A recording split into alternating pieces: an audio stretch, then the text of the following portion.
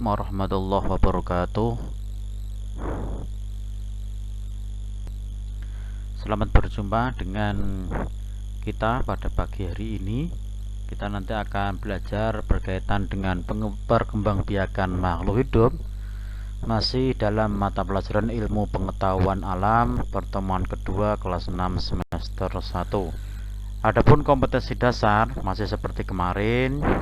Yang pertama mendeskripsikan perkembangbiakan makhluk hidup, yang kedua mengikuti prosedur perkembangbiakan tumbuhan dan melaporkan hasilnya dalam bentuk tulis.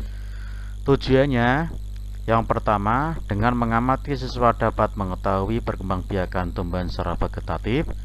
Yang kedua, dengan membaca siswa dapat mengetahui jenis perkembangbiakan tumbuhan secara vegetatif.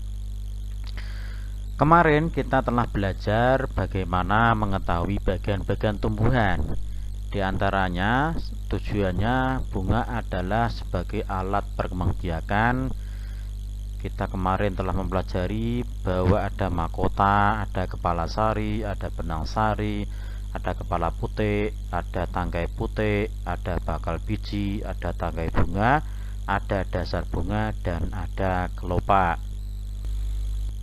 Macam-macam penyerbukan. Yang pertama, penyerbukan sendiri, yaitu penyerbukan sendiri adalah jatuhnya benang sari ke kepala putik dalam satu bunga. Lihat gambar di samping, masih dalam satu bunga kan? Ada tanda panah yang di situ benang sari jatuh ke kepala putik. Yang kedua, penyerbukan tetangga. Penyerbukan tetangga yaitu jatuhnya serbuk sari ke kepala putik bunga lain dalam satu tangkai. Bisa dilihat ilustrasinya pada gambar di samping. Kemudian yang ketiga adalah penyerbukan silang. Penyerbukan silang yaitu jatuhnya serbuk sari ke kepala putik bunga lain tapi masih dalam satu jenis. Tolong coba dilihat ilustrasinya, gambar di samping. Kemudian penyerbukan bastar yaitu jatuhnya serbuk sari ke kepala putik bunga lain dengan beda varietas atau beda jenis. Dilihat hasilnya, bunganya yang silang yang pertama yaitu sama warnanya, jenis sama.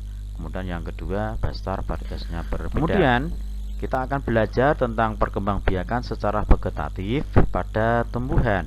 Ayo, lihatlah bukumu halaman 48 pada buku tematik.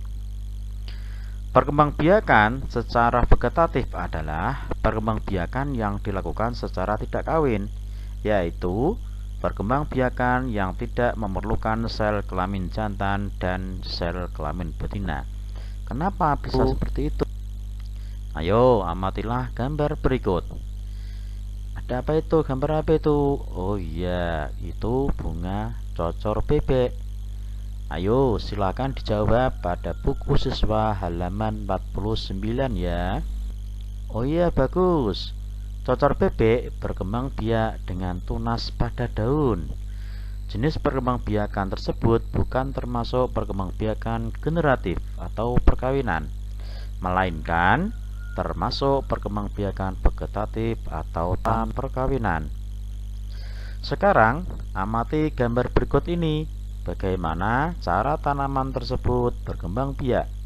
Carilah informasi dari berbagai sumber, tuliskan hasilnya pada tabel. Ada wortel, ada jahe, ada bawang, ada jamur, dan ada suplir. Ayo tuliskan jawabanmu di buku tematik halaman 50 ya. Perkembangbiakan secara vegetatif dibagi menjadi dua, yaitu vegetatif alami, yang kedua vegetatif buatan. Perkembangbiakan vegetatif alami adalah perkembangbiakan makhluk hidup atau tumbuhan yang terjadi tanpa melalui bantuan manusia. Jadi, perkembangbiakan vegetatif alami itu dilakukan oleh tumbuhan itu sendiri tanpa bantuan manusia. Ayo kita lihat bagiannya vegetatif. Itu ada akar tinggal, ada umbi lapis, ada umbi akar, ada spora, ada tunas, ada umbi lapis, ada umbi batang, dan ada membelah diri. Yang pertama, membelah diri. Membelah diri prosesnya adalah dari satu buah menuju dua buah. Kita lihat di situ terjadi pada hewan atau tumbuhan bersel satu. Jadi satu menjadi dua, dua menjadi empat, empat menjadi delapan, dan seterusnya. Yang kedua adalah umbi lapis. Umbi lapis itu adalah ada lapisan-lapisan seperti bawang merah, bawang putih, itu mempunyai lapisan. Nah, lapisan itu akan membentuk tumbuhan baru. Selanjutnya, umbi akar. Umbi akar terdapat pada wortel. Kita lihat di situ akar yang menjulur ke bawah akan menjadi tumbuhan-tumbuhan baru. Kenapa di situ menjadi umbi akar? Karena umbi akar di situ adalah tempat untuk proteinnya atau buahnya. Umbi batang. Umbi batang yaitu tumbuh di dalam tanah dan ujungnya menggelembung menjadi umbi. Di situ kita lihat seperti kentang dan umbi jalar.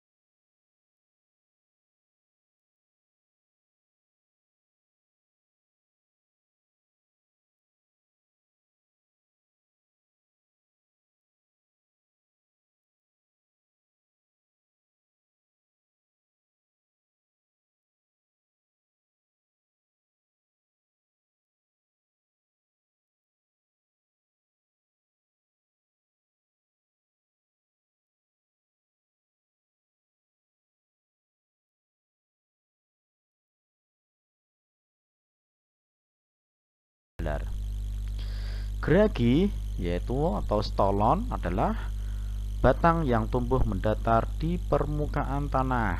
Jadi kalau kamu di kebun itu bisa melihat bahwa kalau ada tumbuhan yang menjalar itu disebut dengan geragi dan saling bergandengan biasanya. Yang selanjutnya adalah bertunas. Bertunas muncul pada tumbuhan yang telah dewasa. Pembentukan tunas batang misalnya terjadi pada tumbuhan bambu, tebu, dan pisang. Maka kita lihat anak bambu atau tunas bambu itu biasanya berada di dekatnya. Kemudian selanjutnya adalah tunas adventif, yaitu tunas yang tumbuh di tempat selain batang. Yaitu selain batang bisa di akar, bisa di daun, dan sebagainya. Selanjutnya adalah spora. Spora itu adalah membelah diri, yaitu tumbuhan paku, lumut, jamur. Rizoma itu sesungguhnya adalah batang beserta daunnya yang terdapat di dalam tanah, bercabang-cabang dan tumbuh secara horizontal. Kita lihat di situ proses rizoma. Kemudian yang terakhir, fragmentasi pada cacing pipih. Ini untuk hewan. Kemudian perkembangbiakan vegetatif secara buatan adalah perkembangbiakan tumbuhan tanpa perkawinan atau tanpa bantuan manusia atau campur tangan manusia. Lihat bagiannya yuk. Vegetatif buatan itu ada mencangkok, ada stek, ada sambung atau enten, ada tempel atau okulasi, dan ada merunduk. Mari kita lihat contoh-contohnya. Mencangkok adalah pengembangbiakan tanaman agar cepat berbuah dan mempunyai sifat-sifat yang sama dengan induknya. Kita lihat proses mencangkok dari nomor 1 sampai nomor 5. Nanti anak-anak boleh mempraktekkan di rumah.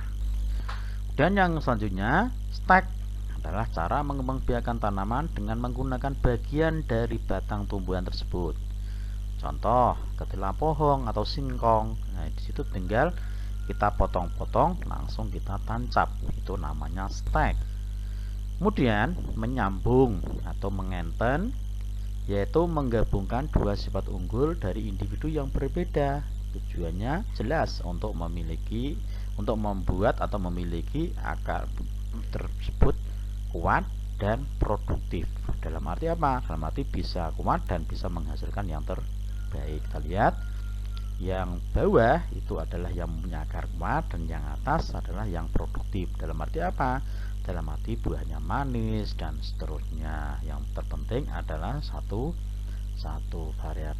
varietas atau satu tumbuhan. 4. Menempel atau okulasi. Kita lihat menempel, yaitu menempelkan bagian tubuh, bagian ranting ke batang tumbuhan yang lain. Itu kita lihat, bisa kita cermati gambar ini. Kemudian nomor 5, merunduk adalah membengkokkan sebagian cabang, kemudian membenamkannya ke dalam tanah. Nah, kita lihat di situ nanti setelah gambar yang B itu sampai ke tanah, itu nanti akan tumbuh menjadi tumbuhan baru. Merunduk adalah membengkokkan sebagian cabang kemudian membenamkannya ke dalam tanah tadi. Ya, ini udah. Dan perkembangbiakan vegetatif keuntungannya, yang pertama, lebih cepat menghasilkan atau cepat berbuah. 2. Pada tumbuhan bisa dikembangbiakan tanpa perlu menunggu berbuah. Yang ketiga, menghasilkan tanaman baru yang seragam dan identik atau sama dengan induknya. Dan yang keempat, bisa mengembangbiakan tanaman yang tidak menghasilkan buah atau biji. Kemudian perkembangbiakan vegetatif ada kerugiannya loh. Satu, apa? Untuk tanaman ini memiliki kelemahan, yakni tidak sekuat seperti tanaman yang aslinya, karena mencangkok atau menyambung dan seterusnya memerlukan tempelan atau istilahnya tidak sesuai dengan aslinya. Yang kedua, hanya menghasilkan sedikit keturunan baru. Kemudian manfaat perkembangbiakan vegetatif bagi kehidupan manusia, yang pertama, hasil panen lebih cepat. 2. Memperkecil biaya penanaman, dapat dibudidayakan dengan cepat. Yang keempat, hasil panen kualitasnya sama dengan induk yang ditanam. Dan yang kelima, mudah dilakukan. Sekian, terima kasih. Assalamualaikum.